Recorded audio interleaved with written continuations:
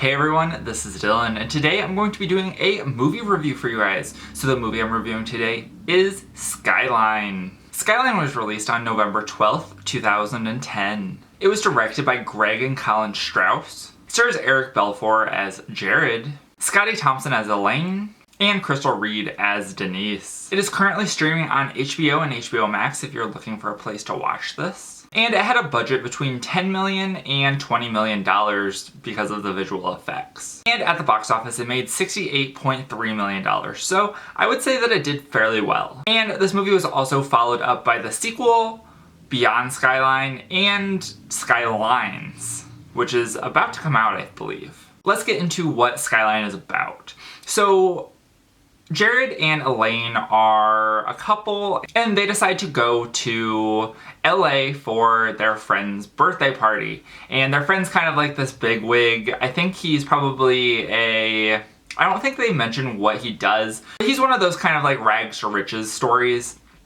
And they go, and while they're there at that birthday party, Elaine finds out that she's pregnant, which doesn't really play into anything, which they could have easily got rid of that point, but she finds out she's pregnant, and then they also, in the middle of the night, they're sleeping. These blue lights descend from the sky around LA, and these lights have I think of it like a bug zapper. So these lights are very attracting to people. People are very attracted to these lights. They kind of take over your body, and once you've been kind of like infected by these, you get these like really black veins, but you can be taken out of it, because we see that Jared becomes taken out of it before he gets like abducted by these lights. And then the lights go away, but then they come back. And when they come back, we see that there are now ships,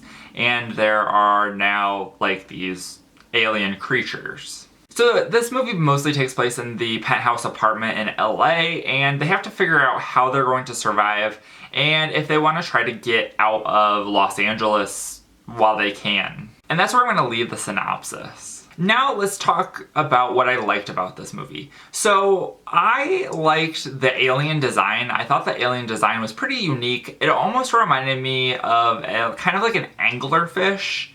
Not in the look, but in the way that they use the lights to like attract people. And I thought that was kind of an interesting idea, considering that it comes from nature, and I thought that it was kind of cool. I also liked how there were levels of this alien thing. Like there was the ship, and then there were like these giant aliens, and then there were like these smaller ones. And the levels of the aliens in this movie was pretty interesting.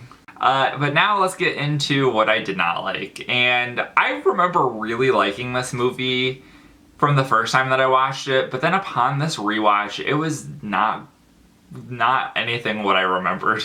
So the first thing that I didn't really like was that it was pretty slow. This movie was very slow. It's only in a few different locations, and there's a lot of time in between where I just did not like waiting that long. Like the action sequences were pretty decent, but there was a lot of time to get to those action sequences, and that time that we had to wait was boring.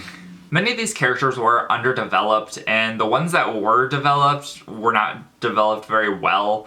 Like, I didn't really care that much about any of these other than the shock of seeing them die. I would have liked to have more development so you cared more about these characters. This is a lot like Cloverfield, but Cloverfield does it a whole lot better than this movie, I would say. And then another thing that I didn't like is just something that's very logical, that I'm having issues logically figuring out how this works.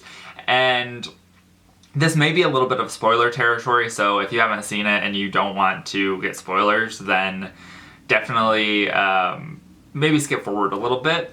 But we find out that these aliens want brains, and they want these people, they extract the people's heads and their brains and brain stems and spinal cords, and they put it into the aliens, and so the aliens then can come alive.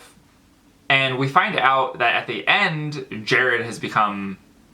they've taken Jared's brain and put it in an alien. So he's still Jared who is protecting Elaine and their unborn baby. So we've seen that that can happen, but like if they're taking these brains from other people, then why aren't these other people themselves? Because your brain is basically where all of your cognition is. So it's very Tammy and the T-Rex, where you can put the brain into something, but does it really change who the person is? I don't know if that makes sense. But, you know, now that you've heard what I had to say about this movie, let's talk about what other people had to say about this movie. On Letterboxd, it has a 1.7 out of 5. On Rotten Tomatoes, it has a 16% critic score and an 18% audience score. And on Metacritic, it has a 26 out of 100.